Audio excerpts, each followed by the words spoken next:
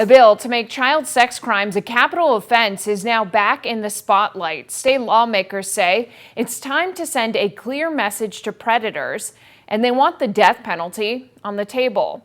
WAY 31 reporter Karena Shadowan explains the push and what comes next. This isn't the first time lawmakers have tried to pass this bill. It was introduced during this year's legislative session, but now supporters are bringing it back, saying the state can't wait any longer. Alabama lawmakers are renewing their efforts to allow the death penalty for certain sex crimes against children. When we pass this bill and when it is approved by the courts, there is also going to be a special place in Alabama for child sex predators, and that is on death row in Holman Prison. Senator April Weaver and Representative Matt Simpson are behind this bill. The measure would let prosecutors seek capital punishment for rape or sodomy involving children 12 or younger. Sometimes we spend the money, we put the effort in because it's necessary.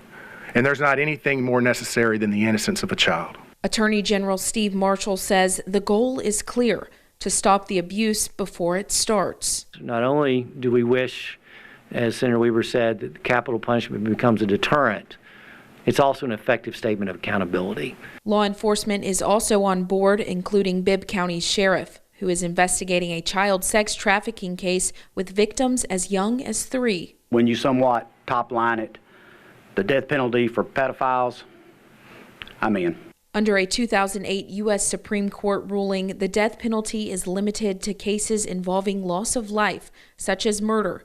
Even still, Alabama lawmakers say they're pushing this bill to force the court to reconsider. Similar legislation has passed in Florida and Tennessee, and other states, including Idaho, Oklahoma, and Arkansas, are following suit.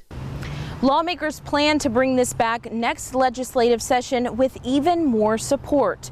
Reporting in Montgomery with coverage you can count on, Karena Shadowan, WAY 31 News.